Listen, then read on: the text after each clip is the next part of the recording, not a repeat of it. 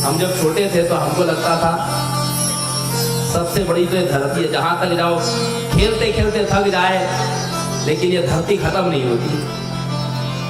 तो बचपन में यही समझ में आता था कि ये पृथ्वी सबसे बड़ी है।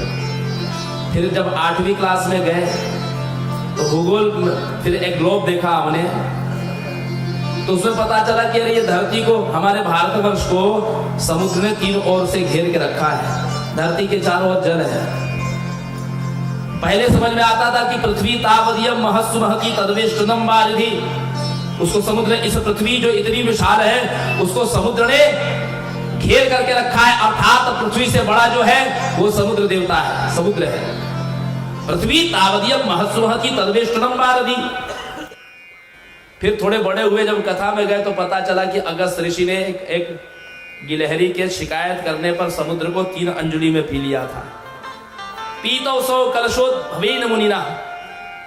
फिर और थोड़े बड़े हुए तो पता चला कि आकाश में एक तारा जो है वो अगस्त ऋषि है।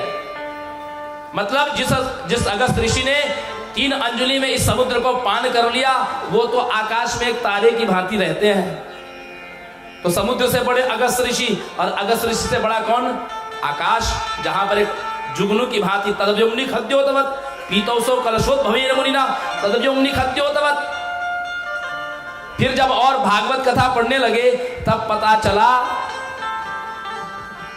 तद विष्णुर तनुजादिना तदमने पूर्णम पदमना भवत। जब भगवान ने वामन रूप धारण किया तो उन्होंने जब 3 पग, तीसरा पग नापने के लिए इस अंतरिक्ष को नापा तो उनको तीसरा पग रखने के लिए आकाश में जगह नहीं मिली।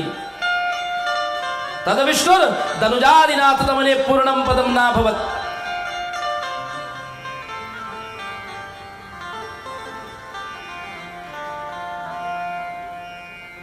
और जब देवी भागवत पढ़ा, जब हमने ये पढ़ा कि वैकुंठ और ब्रह्मा विष्णु शिव कैलाश सब माँ के पैर के अंगूठे के दर्पण में दिखाई देते हैं, तब पता चला कि देवासः वसति त्वत्नखाग्रे त्वत्तो महानत्र, कहा कि भगवती से बड़ा और कोई नहीं। देवी भागवत पढ़ने के बाद में ज्ञान हुआ।